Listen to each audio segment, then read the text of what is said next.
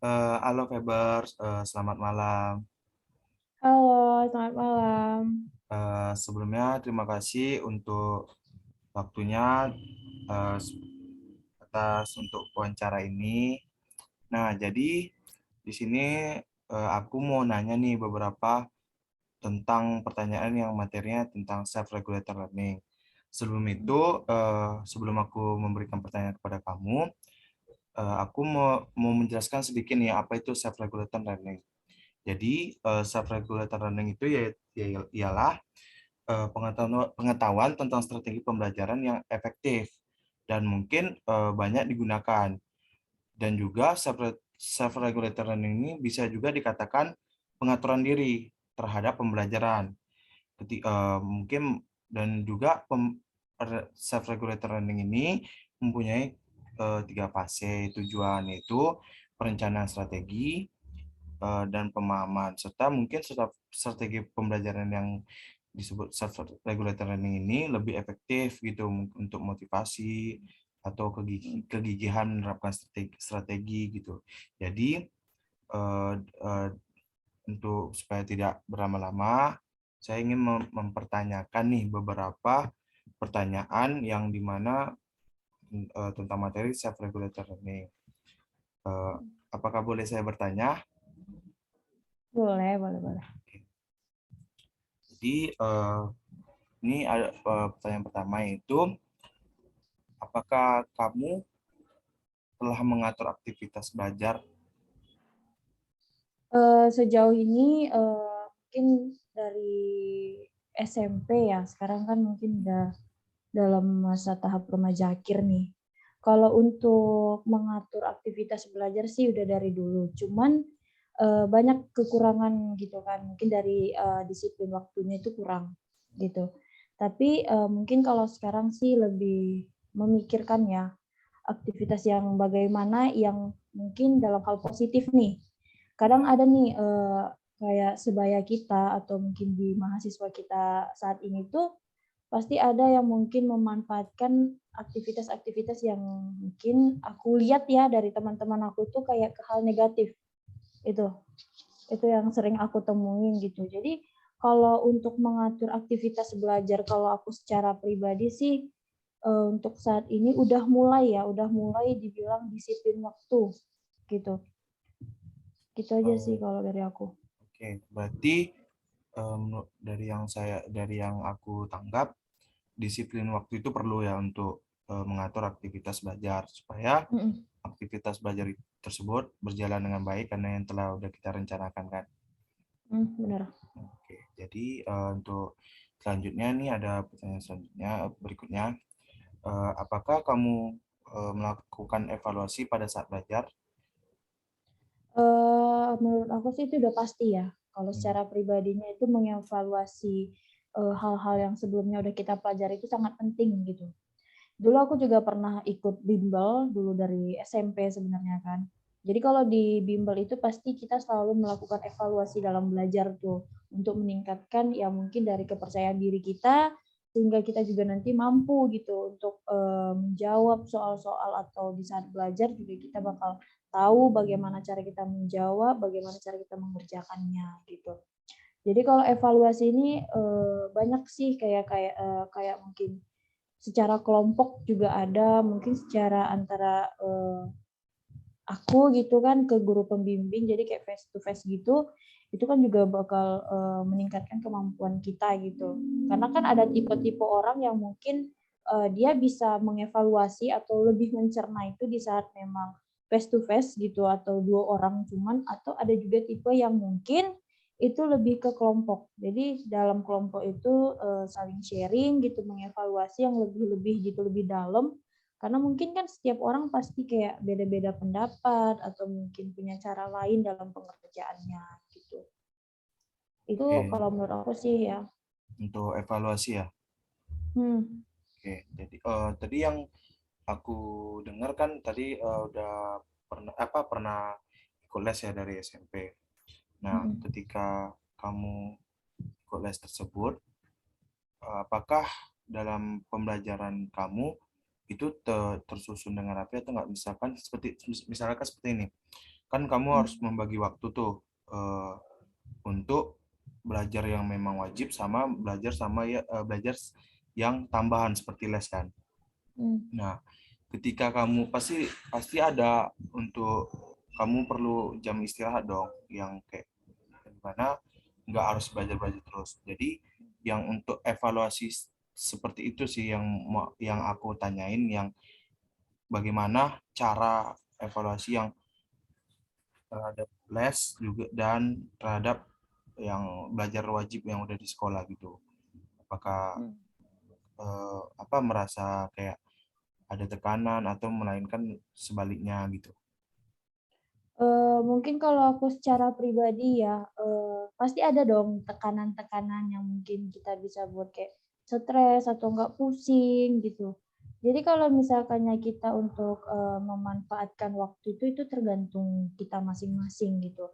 Karena kesibukan kita berbeda, ya kan.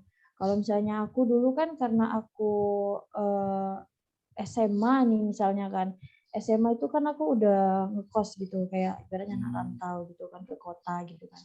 Jadi, pastinya, mungkin ya, apalagi aku tuh dulu itu ngekosnya dibilang termasuk keluarga jauh gitu, keluarga jauh. Jadi kalau intinya, jadi kalau kita di keluarga jauh itu kan kita harus tahu kayak kerjaan gitu kan, terus harus tahu mengatur diri secara pribadi, terus harus bisa disiplin waktu gitu.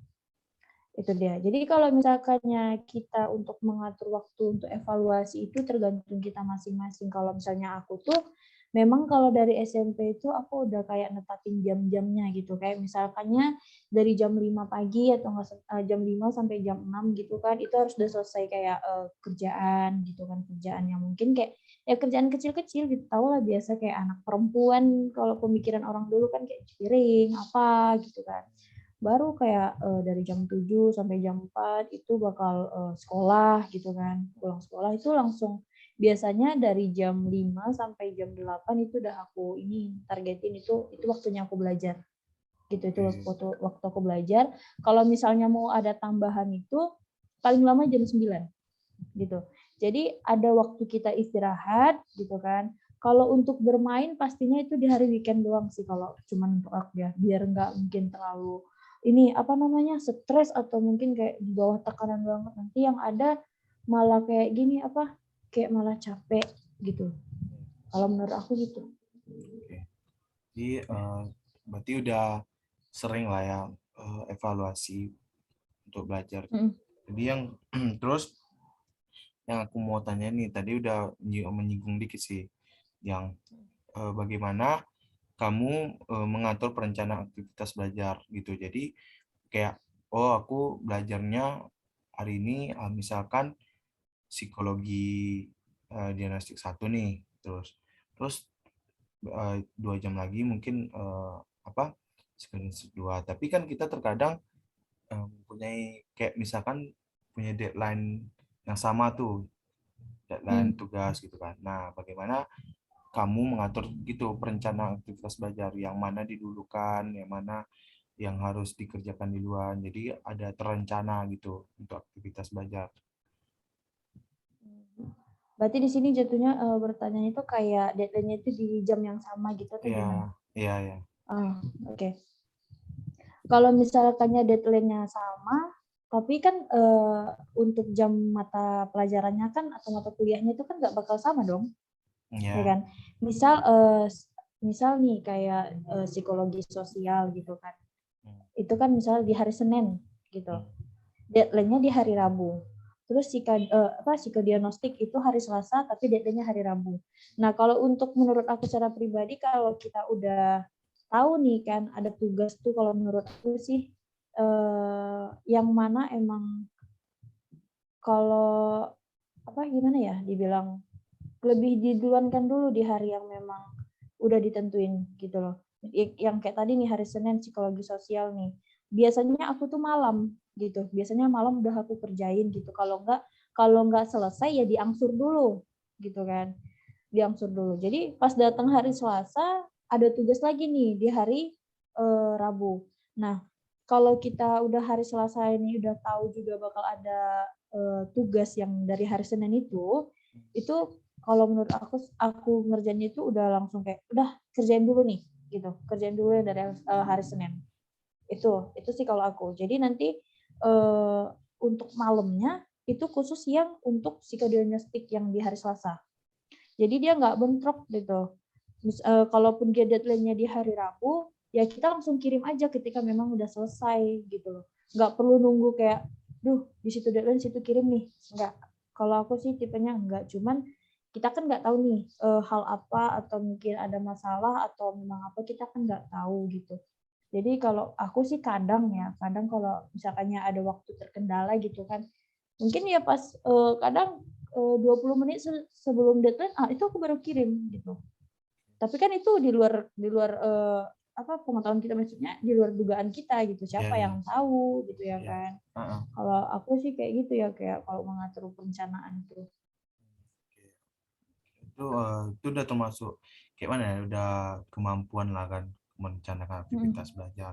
Dan kan orang lain belum tentu bisa yang mengatur, oh panik sendiri, oh ini belum buat, oh ini belum belum kerjakan, oh ini belum ngumpul gitu kan. Jadi Mm. yang kutangkap tadi sih itu. Terus kan kita ini kan dalam belajar kan harus mempunyai apa ya, motivasi gitu. Jadi Mm. kamu ada nggak atau ya kamu memiliki motivasi nggak dalam aktivitas belajar kamu, jadi supaya kayak lebih giat, lebih mungkin lagi lebih fun gitu.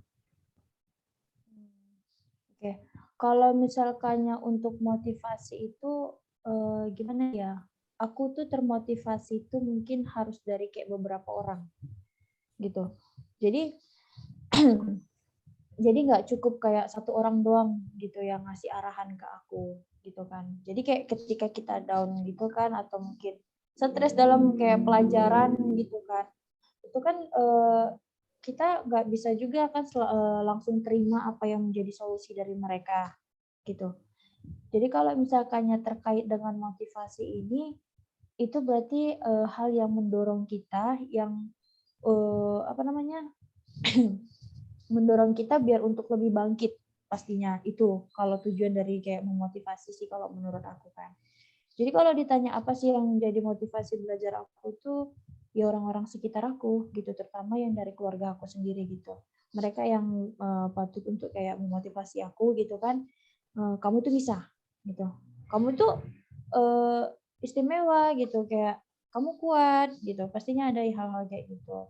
Tapi terkadang mungkin ya nggak selalu bisa diterima secara pribadi gitu. Pastinya ada lagi kayak kayak dengar-dengar apa namanya kayak quotes gitu, terus kayak dengar-dengar ceramah atau mungkin kalau aku kan di gereja nih kan.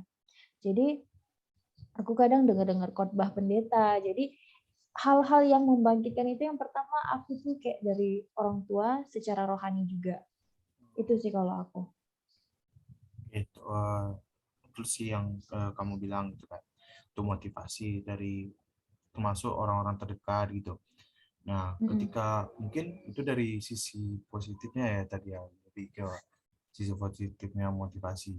Jadi yang mau kutanya lagi, ketika kamu nih lagi kurang motivasi gitu, apa sih yang kamu lakuin Mm. gitu? Apakah kamu, kan ada tuh kadang kayak kurang motivasi untuk belajar tuh ya makan gitu, atau nggak dia jalan-jalan dulu gitu. Apa sih yang Mm. kamu lakuin gitu pada saat kamu kekurangan motivasi gitu? Oke.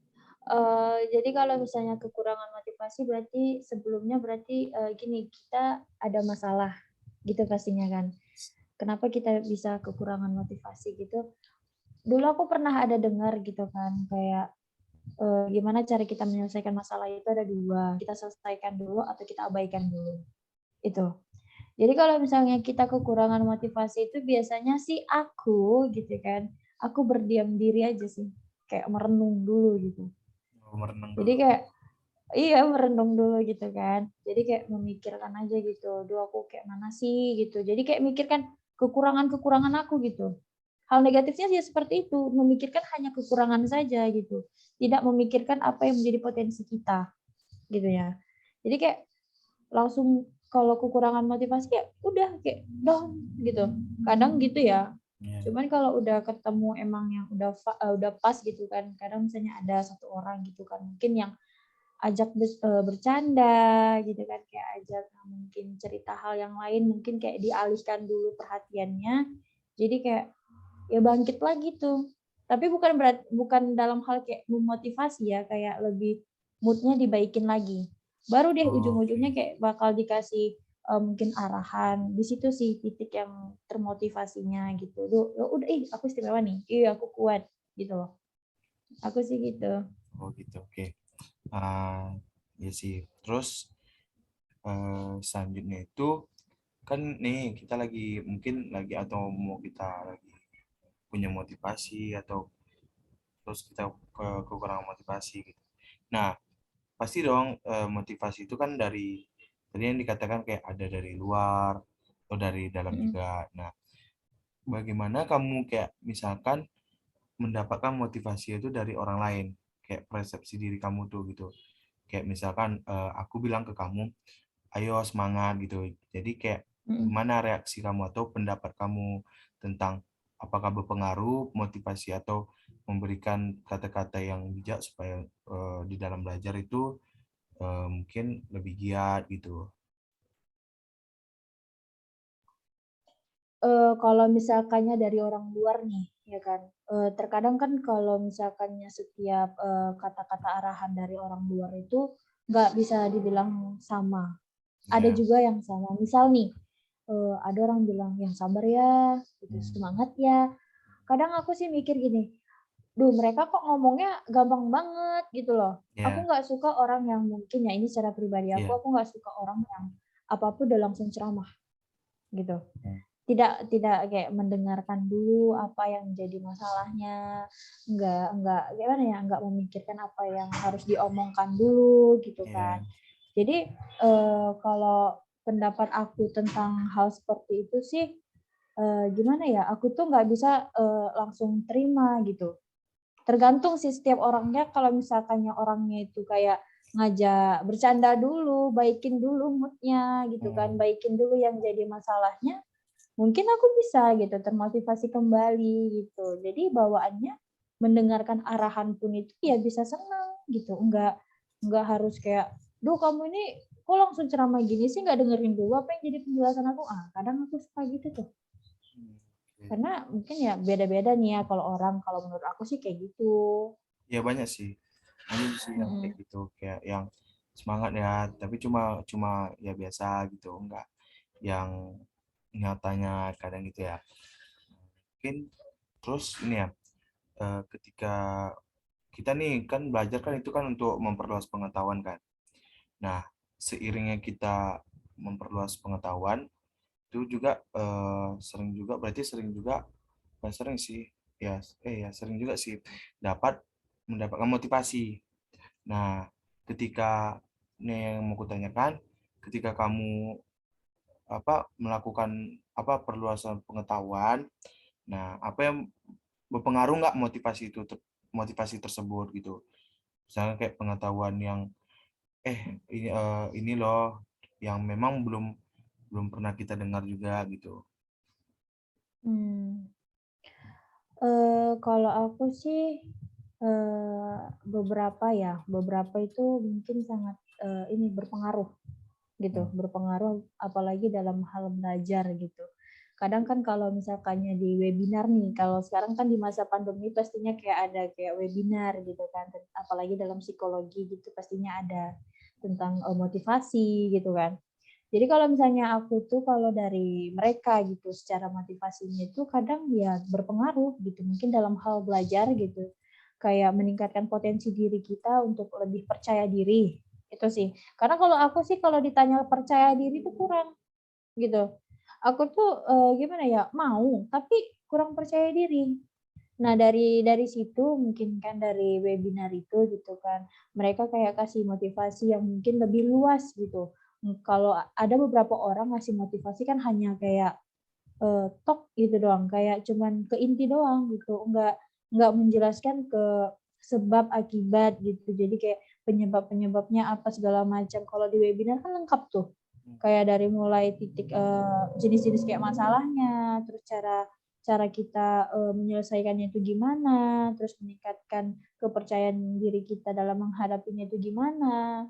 Kalau aku sih itu sangat berpengaruh ya, beberapa ya berpengaruh gitu. Kalau aku gitu sih. Itu berpengaruh ya untuk apa. Terus eh, nah mungkin pas belajar tuh kan kita ada kayak apa ya, mungkin dapat nilai rendah atau memang kita nggak tahu, pas kita nyari jawabannya kita nggak tahu gitu kan. Nah, Mhm. kita kan apa ya, emosi juga lah gitu kan. Nah, bagaimana kamu mengatasi emosi tersebut?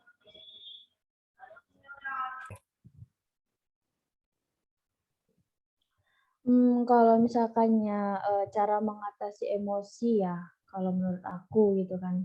Sebenarnya kalau kita menahan emosi itu sebenarnya sakit gitu sih kalau menurut aku ya, apalagi kalau dalam hal belajar gitu.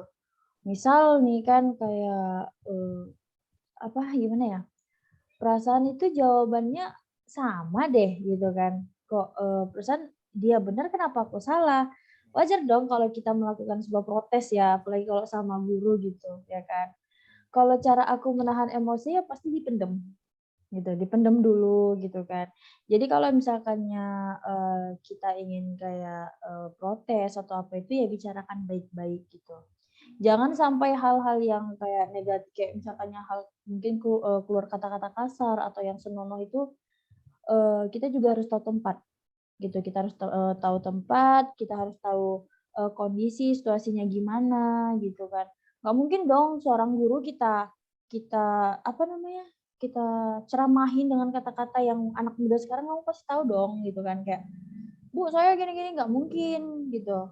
Ya cara aku mengatasi itu ya di pertama ya dipendem aja, lalu omongkan baik-baik jika emang, tanya di mana kesalahan, di mana yang harus kita perbaiki gitu. Jadi nggak ada kesalahpahaman. Itu Oke, sih kalau aku cara ngatasinnya. oke. Itu untuk mungkin dari segi individu lah. Nih ada yang Mhm, mau, terus ada yang tanyakan nih, di dalam belajar kelompok, ya kan?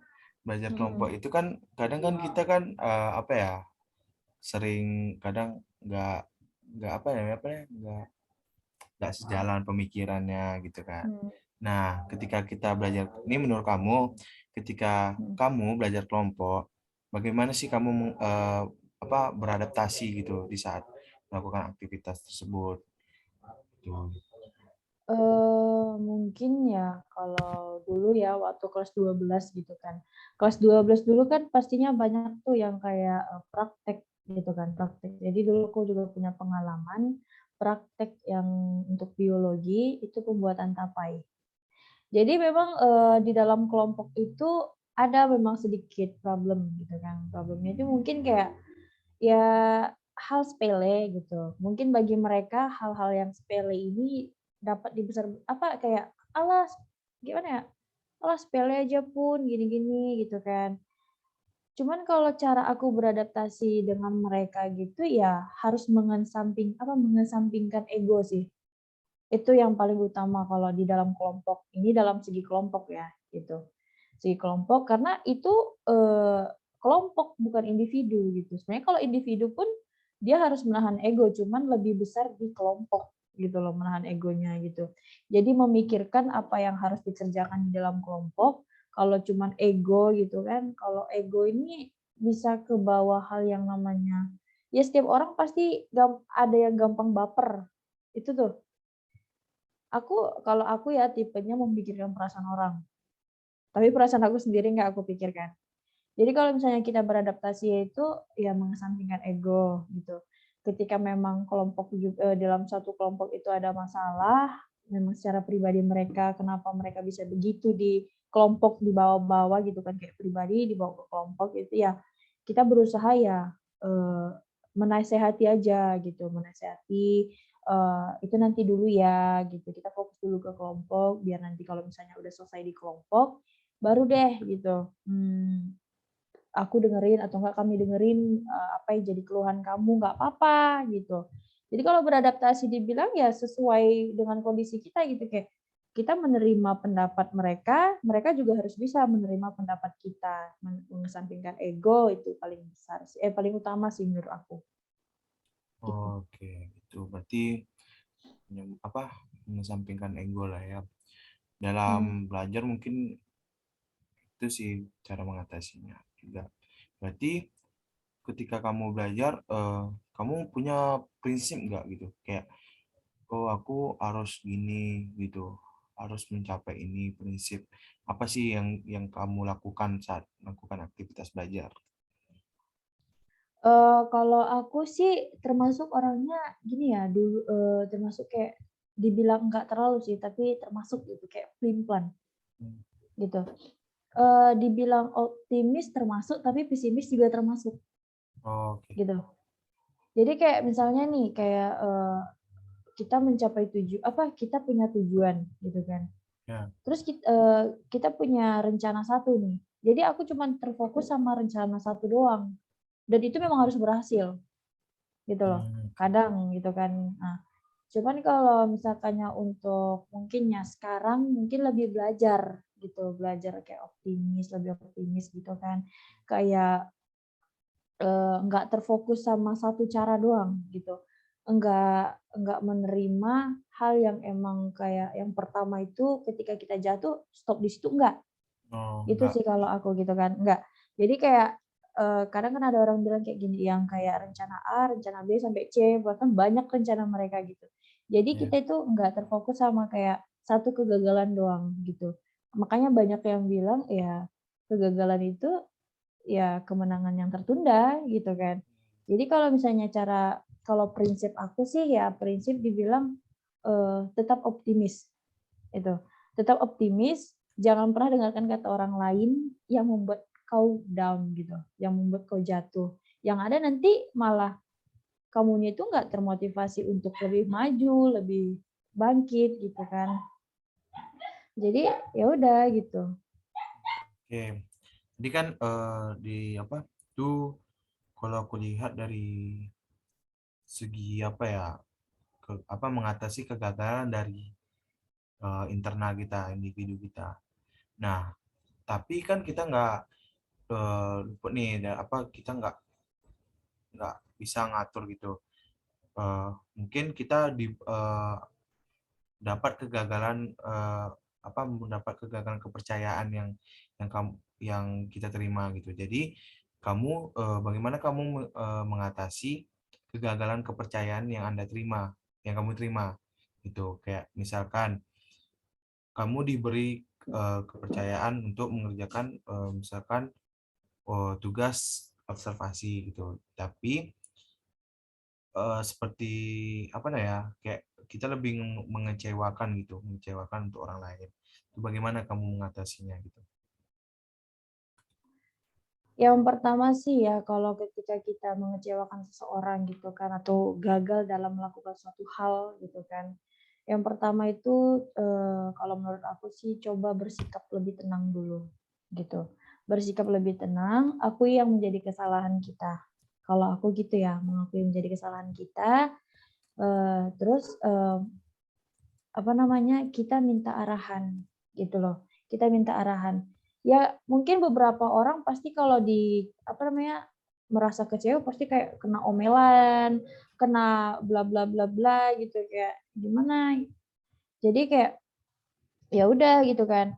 Jadi kalau misalnya aku cara mengatasi kegagalan itu tuh, ya aku sih coba dulu bersikap tenang, pikirkan apa yang ingin disampaikan nanti sehingga tidak ada kesalahpahaman gitu. Jadi jelasin kenapa bisa begini, kenapa kita bisa itu kayak ngelakuin ini tuh bisa gagal kenapa gitu. Jadi kan kayak ada faktor-faktor penyebab kegagalan kita gitu. Kan nggak mungkin gagal gitu aja dong, pasti ada kayak penyebab kayak mungkin entah dari orang lain atau mungkin waktunya atau mungkin dari kondisinya gitu. Cara aku ngatasin ya itu, gitu aja sih. Oke, berarti cara ngatasin itu kita sebelumnya harus punya strategi kan, strategi yang Mhm. supaya kita nggak salah langkah juga gitu. Nah, kamu punya strategi yang cocok nggak gitu, yang digunakan untuk aktivitas belajar kamu gitu? Kalau strategi dalam belajar sih ya dimulai dari kayak kelompok kecil gitu sih, bukan Hmm, kelompok sih dibilang, dimulai dari diri sendiri dulu tuh. ya, Dimulai dari diri sendiri membangun kepercayaan diri. Itu strategi yang pertama, membangun kepercayaan diri. Lalu ya kita juga harus, gini, apa namanya, jangan malu untuk bertanya, gitu. Jadi kayak pastinya ada yang bilang kayak malu bertanya, eee, sesat di jalan, gitu kan. Nah, sesat di jalan. Jadi jangan sampai kita itu hanya karena malu bertanya, kita nggak tahu apa-apa, gitu. Yang ada kita bahasa kasarnya kayak bodoh, gitu. ya, Tapi ya nggak mungkin dong ada manusia bodoh di dunia ini, nggak mungkin. Jadi kalau untuk selanjutnya itu kayak di masa pandemi apalagi nih, ya, memanfaatkan teknologi itu sih, menurut aku penting dalam hal positif ya. Dalam hal positif kayak, mungkin, eee, kalau sekarang kayak tadi yang aku bilang kayak webinar, gitu. ya, Webinar tuh kan sekarang udah online tuh, serba online gitu kan. Pasti banyak tuh website-website kayak di Instagram juga banyak tuh yang di-share gitu kan. ya, Jadi memanfaatkan teknologi dalam hal yang positif gitu kan, apa, kayak, apa namanya, bisa lebih leluasa mungkin sekarang kalau informasi lebih luas di cangkupan teknologi ya kan. iya, ah, Apalagi benar, kalau, soal-soal yang dari luar negeri tuh, aduh, itu memang kayak harus kita juga nggak boleh ketinggalan, apalagi anak-anak muda sekarang kalau menurut aku sih nggak ketinggalan ya, kayak lebih maju mereka gitu. Kadang iya. orang tua juga ada gitu kan. Kalau strategi aku sih kayak gitu aja gitu. Itu kalau dari aku gitu. Mungkin dari beberapa orang punya cara dia sendiri gitu. Jadi, terus ketika ketika kamu belajar nih atau aktivitas belajar gitu, bagaimana sih kamu mengkoordinasikan aktivitas belajar kamu itu supaya lancar atau yang sesuai dengan ekspektasi kamu gitu? Oke. Kalau untuk dalam mengatur hal belajar ya, kalau mengkoordinasi berarti dia itu kayak cara kita mengatur ya kan, Iya, mengatur iya. serta kayak oke. Kalau menurut aku kayak dari awal tuh ya, yang aku bilang tuh pastinya kita harus disiplin gitu. Ya, Apalagi, dalam hal waktu gitu. Jadi kalau kita bisa, mengatur waktu kita gitu kan, pastinya, kita itu bisa kayak, apa namanya, terfokus itu juga nggak ini, nggak kacau gitu. Kalau misalnya kita nggak, apa namanya, nggak mengatur waktu gitu kan, misal, jam 8 aku mau belajar, jam 8 malam aku mau belajar nih, ya kan. "Oke," katanya. Tapi ada temen lagi yang ngajak, "Yuk jam 8 nongki."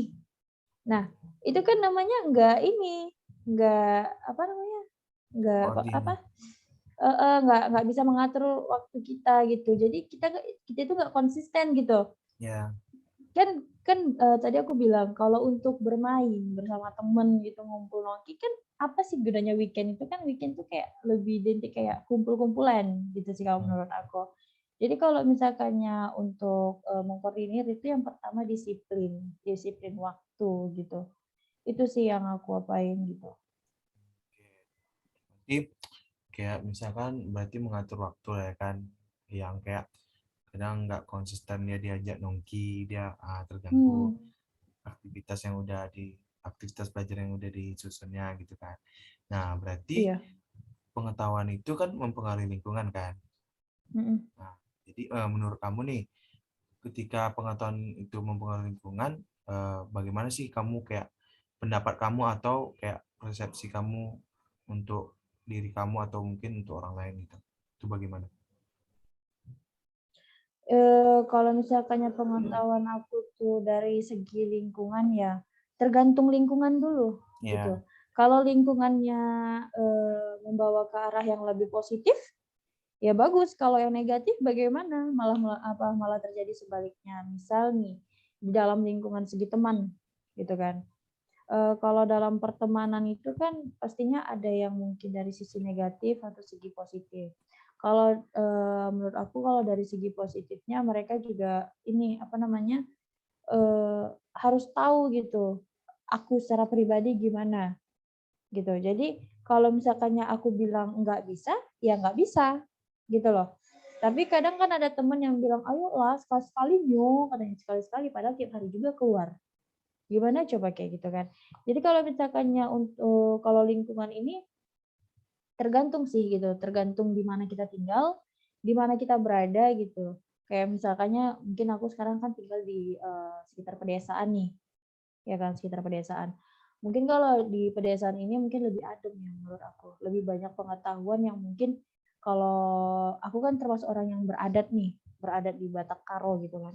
Jadi kalau untuk menambah pengetahuan aku tuh ya aku sering sharing sama orang tua di sini gitu, sharing sama orang tua. Jadi mereka mungkin lebih berpengalaman dalam hal yang dulu-dulu, tapi bukan berarti aku menerima segalanya. Aku hanya mendengarkan, berpikir, baru ngomong gitu kan. Jadi nggak ada kesalahpahaman. Beda mungkin dalam kayak di kota gitu kan. Kalau di kota kan ya kalau untuk nongki-nongki doang buat apa gitu. Anak kecil juga bisa nongki gitu loh. Ya, Beda sama kita gitu kan. Kalau aku gitu sih. oke. Jadi kan di kamu bilang kan itu lebih di tempat kamu tuh sering sharing-sharing gitu. Berarti kan mencari mencari pengetahuan baru juga gitu kan. Hmm. Nah, alasan kamu nih gitu, apa sih yang membuat kamu ingin terus tuh mencari pengetahuan baru gitu? Eh, Supaya kamu tuh mungkin lebih berkembang atau mungkin lebih tahu pengetahuan yang lebih luas gitu. Itu apa sih yang membuat kamu ingin mencari tahu?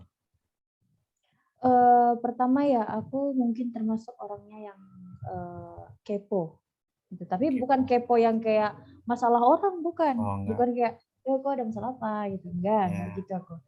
Cuman kalau misalkannya kenapa aku kayak ingin terus tahu gitu, aku ngerasa itu unik gitu. Apalagi nih, sekarang kan aku kayak mungkin, maunya itu terfokus sama psikologi organisasi nih. Jadi kalau organisasi itu kan berarti harus turun ke lingkungan, orang-orang gitu kan. Aku ngerasa kayak mereka itu unik gitu, uniknya itu dalam hal kayak gini loh, kayak mungkin dalam hal kayak, gimana ya, kayak kumpul-kumpul gitu, mungkin dalam hal segi adatnya. Karena kalau aku kan mungkin, aku kan, Batak Karo nih, sedangkan Ya. aku tinggal di Riau. Di sekitar aku ini ada yang suku Sakai asli Riau. Nah, aku tuh ngerasa, ih mereka unik ya gitu, kayak kerjanya itu nggak pernah numpang loh, gitu. Mereka mandiri banget. Jadi kayak, aku tuh pengen tahu apa sih yang membuat mereka itu kayak nggak mau berbaur, gitu. Jadi kan kayak jadi, keponya aku tuh makin besar gitu, pengen pengen tanya banyak itu jadi gimana ya, jadi harus memang dapet gitu pertanyaannya, apa, kayak harus pengen tahu, apa, dapet jawabannya, itu. Jadi kalau misalkannya aku nggak dapet jawabannya, itu kayak aku tuh ngerasa, "Duh nggak bisa nih, nggak boleh nih," gitu. Jadi kayak aku tuh memang harus benar-benar dapat jawaban yang emang kadang emang nggak sesuai juga sama ekspektasi aku, tapi yang paling tidak ya aku dapet, gitu sih. Aku sih kayak kenapa aku pengen tahu itu karena aku ngerasa unik aja gitu. Pengen tahu gitu aja. Jadi gitu ya. Mungkin yang kusimpulin semua self-regulated learning itu perlu gitu untuk mengatur aktivitas belajar kita. Bahkan aktivitas belajar kita tuh banyak dipengaruhi gitu dari baik kita internal dan eksternal. Terus juga self regulated learning ini juga mungkin bisa dilihat dari aktivitas belajar yang bukan berarti dari akademik semua gitu, dan non Mmm, akademik juga bisa gitu, karena dari pengetahuan itu luas kan, jadi kita nggak tahu dari mana dapatnya, dari kita dari mana asalnya. Jadi tergantung kita gitu bagaimana kita menanggapi atau menerima gitu pengetahuan tersebut. Kadang kan kita melihat pengetahuan tersebut kadang biasa aja, kadang oh perlu, kadang kadang kita acuhkan gitu. Jadi mhm. itu kesimpulan dari wawancara untuk hari ini. Sebelumnya terima kasih untuk Faber Lestari telah meluangkan waktunya. Terima kasih banyak. Selamat selamat malam. Selamat malam. Terima kasih.